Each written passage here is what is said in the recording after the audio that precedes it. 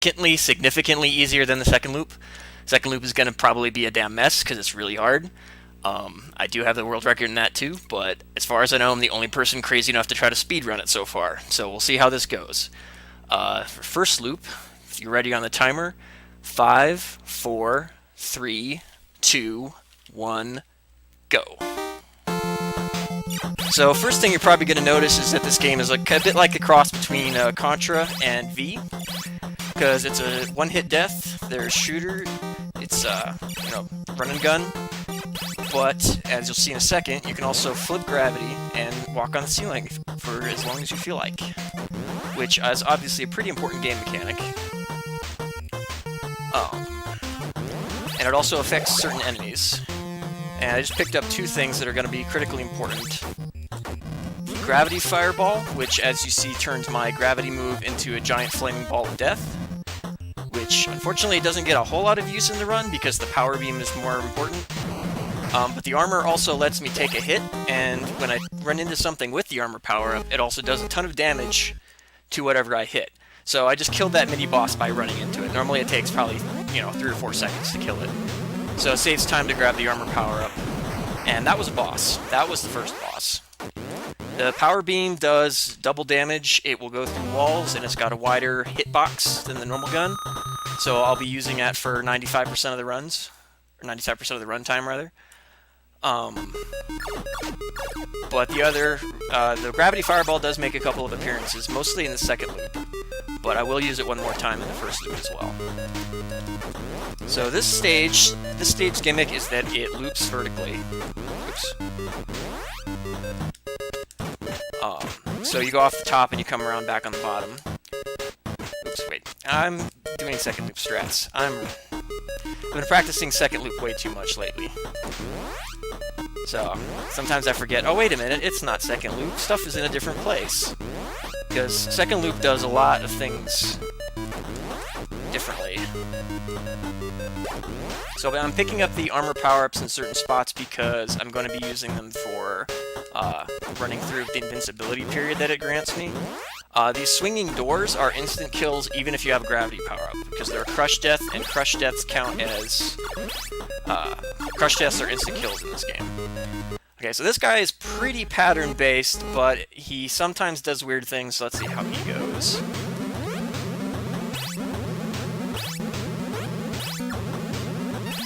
Okay, that was just about perfect. So, I'd say probably about 95% of the time that guy goes correctly, but every once in a while he'll shoot a laser at a weird time and hit me. Which, if I'm doing a world record attempts, would be a reset. But, for a marathon I just keep going. Because it's not a big deal to end up having to pick up an extra armor power-up somewhere along the line.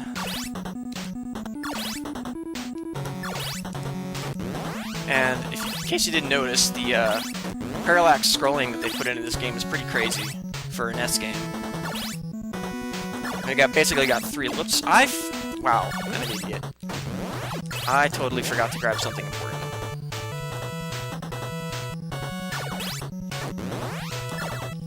Alright, okay, I can still remember this. This isn't too big a deal. I was too busy explaining things and totally forgot that I was supposed to grab the gravity fireball. But it's not a big deal. I'm gonna throw off the cycle for this, so it might... Okay, alright, that could have gone worse. So I'm gonna use the armor to boost through this guy. Just stand in a safe spot and kill him immediately. He's not super hard if I don't have the armor power up, but it saves a good, 4 seconds. So the next stage is an auto-scroller, so if you have a moment, you can go ahead and grab a snack if you want to.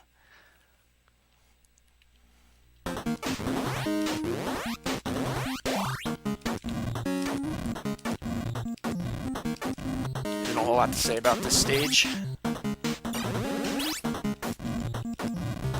At least not in the first loop. The second loop, this stage is a lot harder, because they completely changed not only do they completely change the layout, but they change, what spawns. You go in different directions, there's a million more things.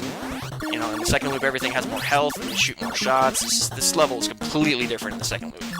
But we'll get to that when we get there.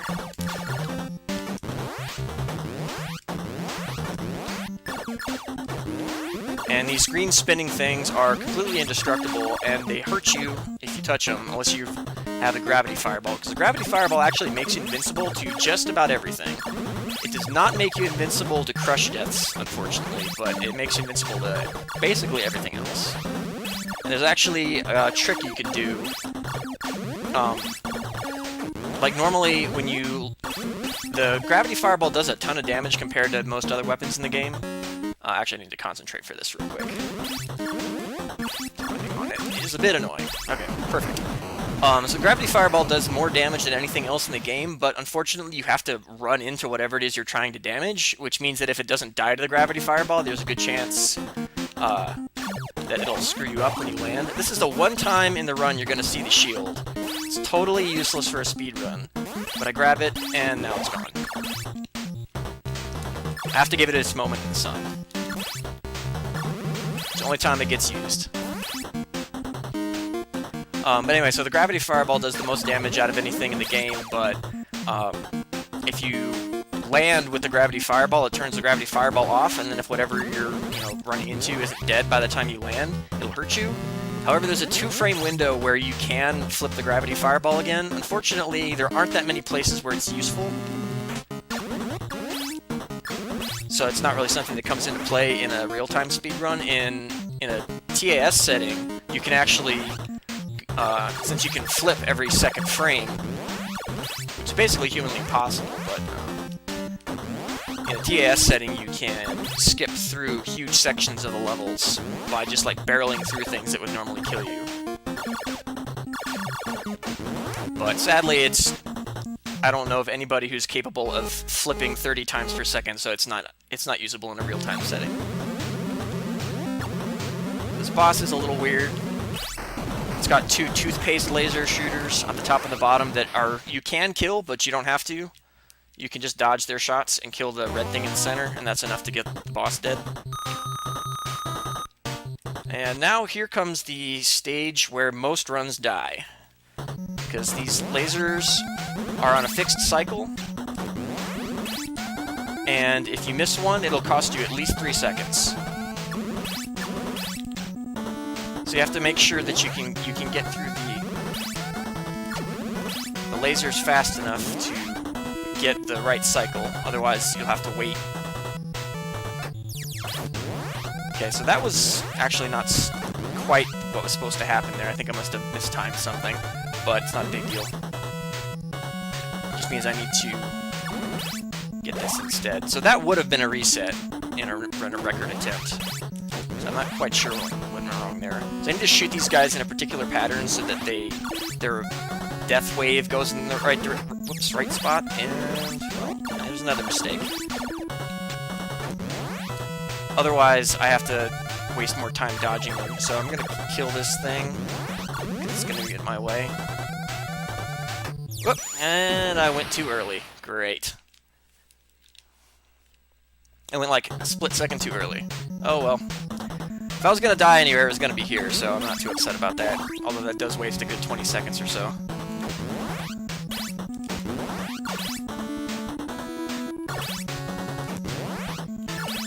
Although, I have to be honest, I was not expecting that to be the mistake I made.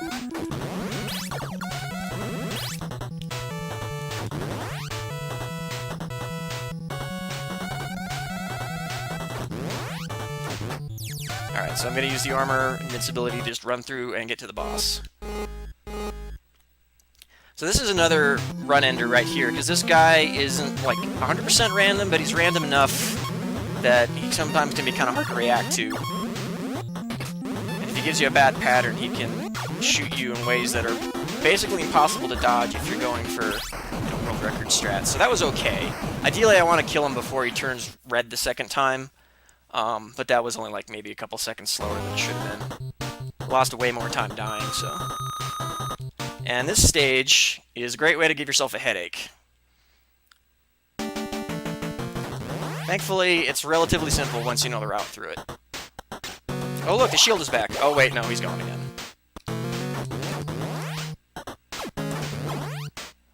So as you can see, this stage also wraps off the top and the bottom, but unlike the second stage, the screen is moving the whole time rather than following you. So it's a great way to give yourself a headache. In the Japan... Whoops. That's a small problem. I actually want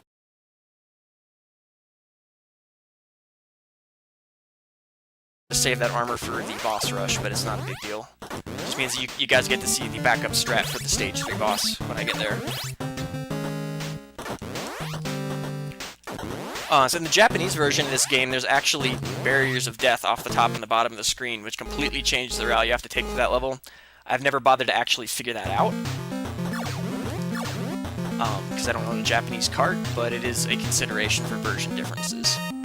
So this guy, his gimmick is that he's only vulnerable when his eye is open, and there's 3 of them. So you have to shoot them when their eye is open. You only have to shoot them 4 times if you have the power beam. When they turn red, you know they only have 1 shot left before they die. However, they're also your platform, because before they're dead, the top and the bottoms of the screen will do damage to you. So you need to make sure to, you know... I've heard a couple people call it the leapfrog boss, and that's a pretty apt description. So now we're in the final stage. And now there's a boss rush. It's basically the exact same bosses all over again, except you have to fight them one after the other. So hopefully this will go smoothly. Some of the strats for these guys can get you pretty close to death if you move just in just the wrong way, so we'll see how it goes.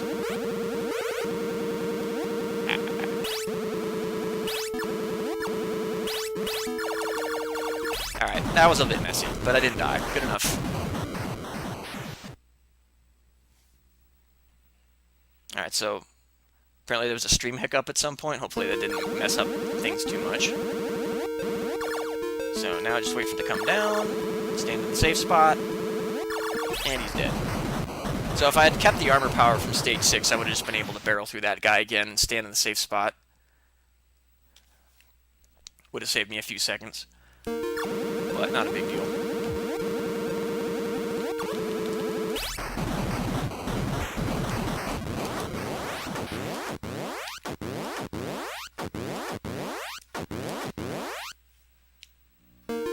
And this guy again.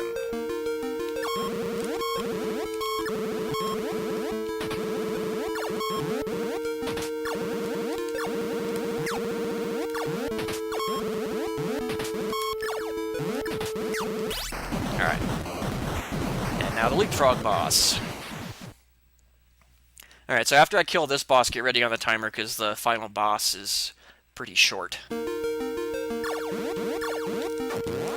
Whoa! Whoop. Okay, that was almost really bad, but managed to recover. Almost fell off and landed in the ceiling, which would have been really bad. Well, it wouldn't have been horrible, but would have killed me and it would have looked stupid.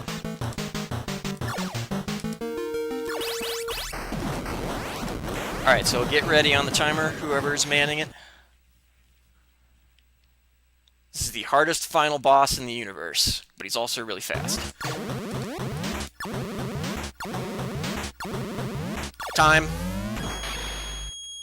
So, what was my time? Let's see here. I can already tell it's going to be way over 13 minutes. Oh well, that's not horrible, I guess.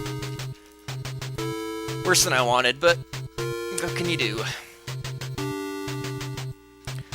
So, you're so awesome for killing the plug-it-in boss that they decide to give you immortality and tell you, hey, you get to protect everybody forever and ever. Amen. That's your reward. But now we get to try a game for experts. However, I'm going to use a different password than what it's giving me to get a better setup.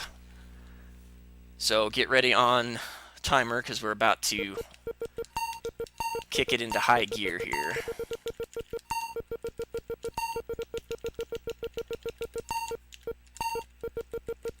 Alright. 5, 4, 3, 2, 1... Go. Sorry. Miscounted that slightly. So, second loop. Doesn't look too different right from the start, but you can tell pretty quickly that there's a lot more enemies, and they're more dangerous, or they would be if I wasn't killing them so quickly. But, the nice part about the password system for this game is it lets you keep basically whatever power-ups you had, including your score, which is kind of weird. But, so that password that I put in is basically having me with the power beam, armor, and 3 extra lives, which is the ideal setup for running through Loop 2. The extra lives obviously aren't too important for like a record attempt, but it's good to have for a marathon. So, like I said, everything in Loop 2 has about twice as much health as it did in Loop 1, and tends to be a lot more dangerous. So I'm going to be playing it a little bit safer here than I would for a record attempts, just because there's actually a couple spots where if I die and lose something important, then I'm probably going to have to soft reset and restore from a password, because I do not know how you're supposed to be able to get through a couple of these spots without having power-ups. In fact, I'm pretty sure 4-2 is literally impossible, because there's a couple of crushing walls that spawn that I don't think you have time to kill before they'll crush you against the wall, if you don't have at least some kind of weapon. But hopefully that won't happen. Of course, if that does end up happening, I'm gonna just have to use a password. There's really no way around it. Okay, so one big thing about Loop 2 is that these snapper things move a lot faster than the... Oops, wow, okay. I've never had that happen before, where that thing caught up to me and hit me. So you can chalk that up to your "that's never happened before" tally, if anybody's keeping track. So jumping through those guys on the second loop is a lot harder, so I cheese it by triggering one of them and then taking a bit of a shortcut. So I'm mostly picking up this armor for safety. I don't really need it for anything in particular, but like I said, Loop 2 is incredibly dangerous. There's a lot more enemies, and there's much more lag. Whoop, okay. Almost took a hit there.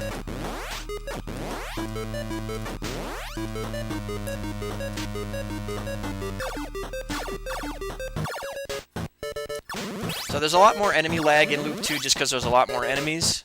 And this guy's pattern is completely different, so I'm going to do a bit of a safe strat, because doing it the fast way is pretty risky, because he's random enough that I might get shot by a laser if I try to do it the fast way. But you can stand in, like, right here and shoot them when they open up.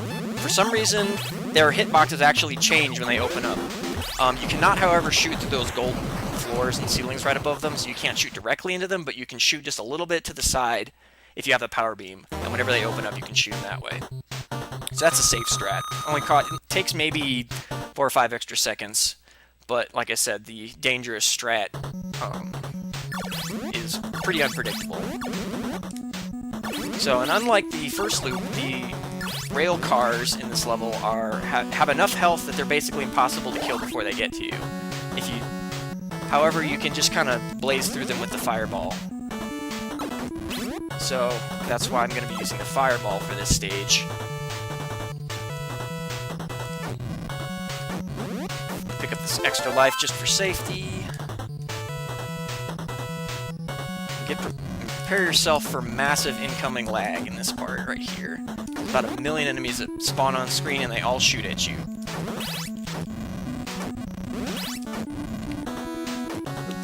Crap. Well, that's not ideal, but oh shoot.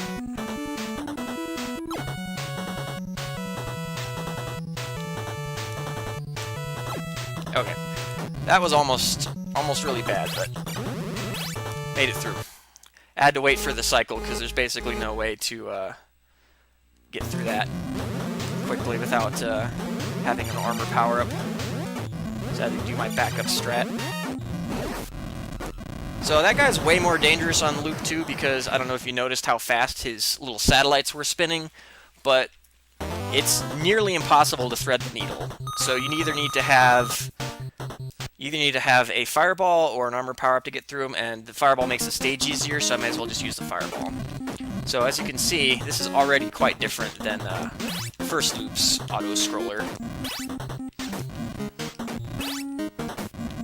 Different path, different enemies, different power-ups. But I need to have the power beam for the mini-boss in this section, otherwise I won't be able to kill it very quickly. And I also use the armor power-up to run into one of them and kill it. basically immediately, which makes the fight a lot easier. So I really want to make sure that I don't lose my armor power up before I get there, otherwise the fight gets about 10 times harder. I have done it, but it's not easy, and I'd rather not if I can avoid it. However, I got through the hard part of this stage, so I think I'm good.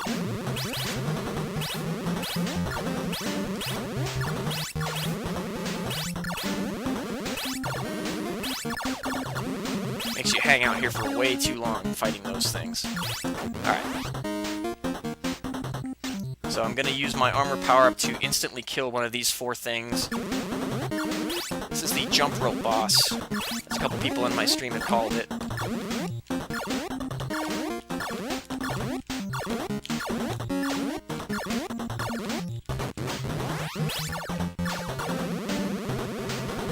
Alright, that was just about perfect, so I'm not going to complain about that whatsoever. Pretty happy with that outcome.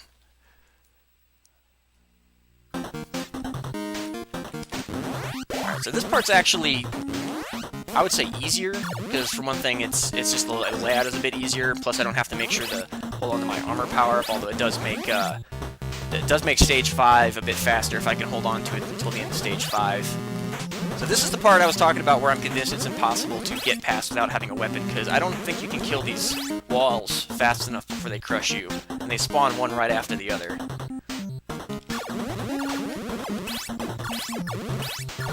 Dodges.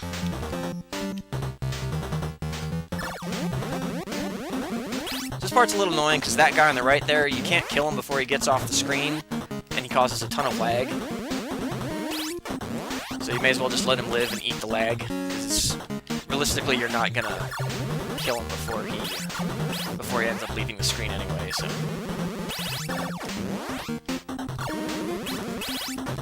Alright. It's pretty good so far.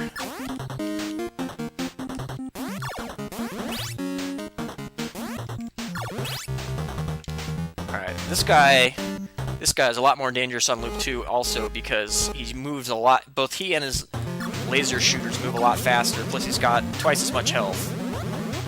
But it's a pretty good pattern you can use. I don't know if this is the best pattern, but it's the best pattern I've found so far. Cool. Alright, that went well. So that's definitely one spot I'd want to experiment with once I start doing like actual world record attempts on that, though. Like world record attempts is like, okay, I'm done now, because I want to try to find a much better pattern for that guy. All right, so stage 5 isn't terribly different, except there's a lot more laser shooters, and they have twice as much health, so it's a lot more dangerous. But ultimately, it's basically the same strategy. However, there's also no armor power anywhere in this stage until the very end, so you have to be really careful.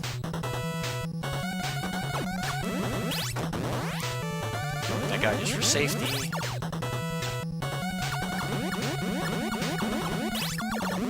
These laser guys like to cause a ton of lag.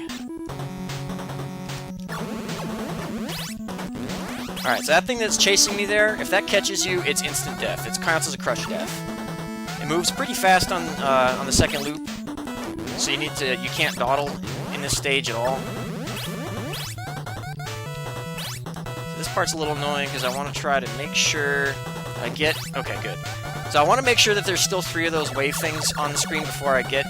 come on, get over there. Before I get to this section, because there's a guy who spawns in the top there that gets in my way and takes a really long time to get around, so... Come on, shoot it. There we go. Alright, so this is why I wanted to keep the armor power up. Because I can just barrel through there. And I'm saving this armor power up.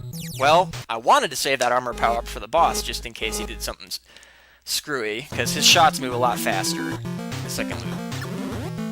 So that wasn't ideal, but it's not a huge deal. I can definitely kill this guy without needing the armor power up.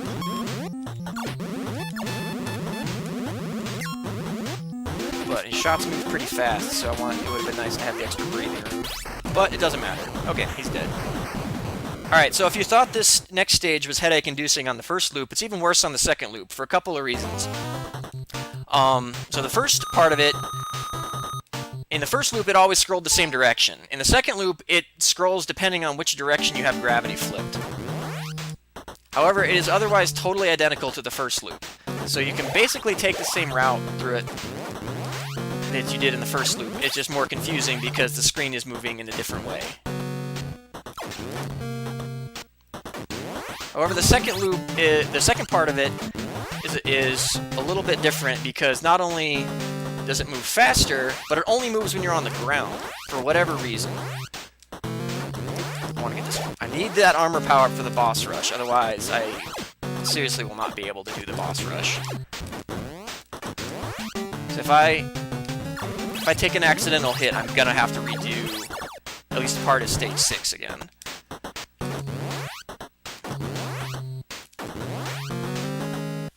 Okay, cool. Alright, so this guy is more annoying on the second loop for a couple of reasons. Firstly, the first time he opens his eye, he only has it open for about 2 frames, so he's really hard to hit the first time around. And secondly, as you can see, they have different amounts of health. The worst part about it is that it's random, so which one of them gets the most health. So you have about a 33% chance of shooting the right one, because only the one that has the most health actually matters. And if you shot the wrong one, you lose at least 5 seconds. So that's pretty annoying.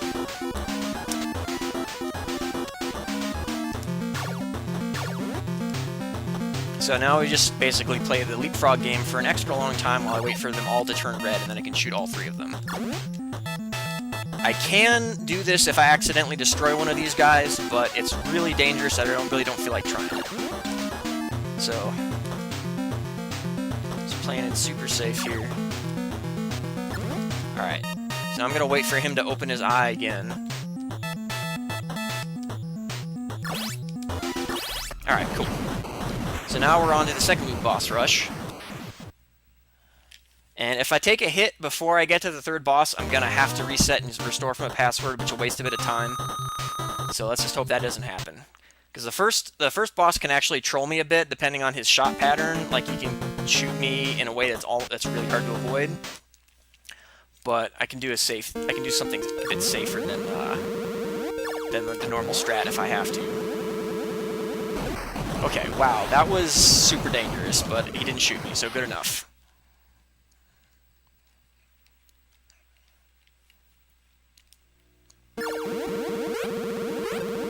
Alright, once again, safety strat, because I really don't want to get shot here.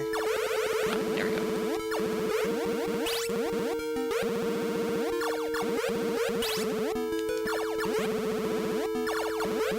Okay, looking good so far.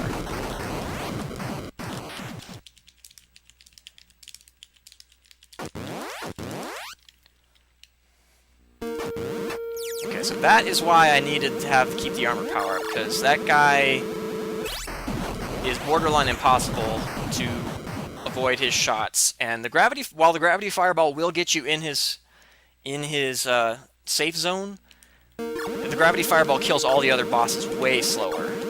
Like, it's at least a minute, if not more. So you really don't want to try to do that. Unless you're talking about a task situation. In a task situation... Actually, no, wait. It's not faster in a task situation because the gravity fireball does not work against the leapfrog boss. And the time it would gain you on the other bosses in a task situation would make it still not worth bringing the fireball in here. Alright, don't troll me, buddy. Give me a good pattern, buddy. Begging you. Ah! Alright, that was alright. Not ideal, but alright. Alright, so now leapfrog boss again. Ah, of course it gives me that one. Okay, so that's the worst thing that can happen.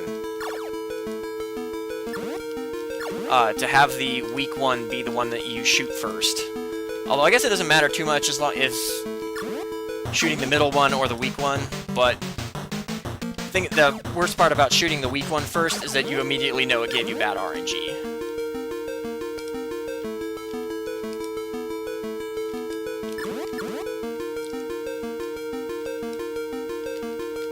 So, that's a little annoying.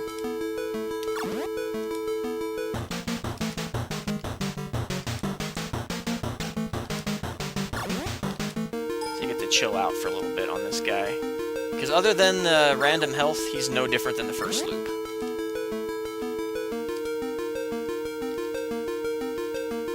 But your jump window is actually kind of small because you don't want to accidentally jump into the one above you, because that'll cut your jump short and you'll land on the floor and die. That's obviously really bad. Alright, so get ready, because the final boss of the second loop is more dangerous, but not hilariously so. So, get ready.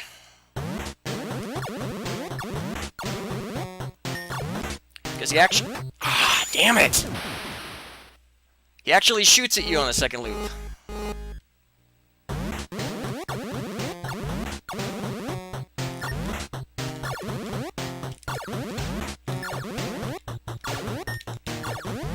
Time.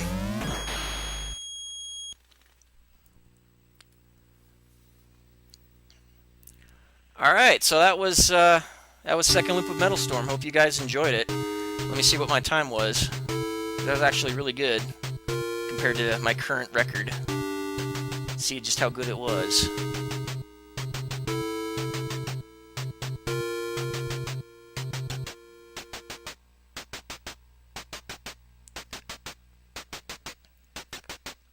So, yeah. That was 1 second behind the world record. That makes me pretty damn happy.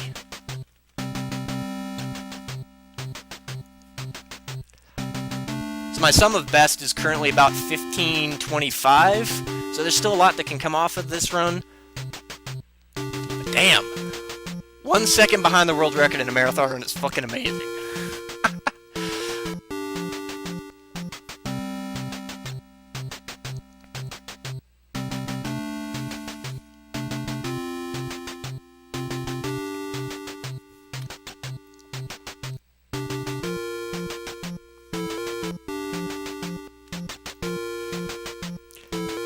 Alright, so...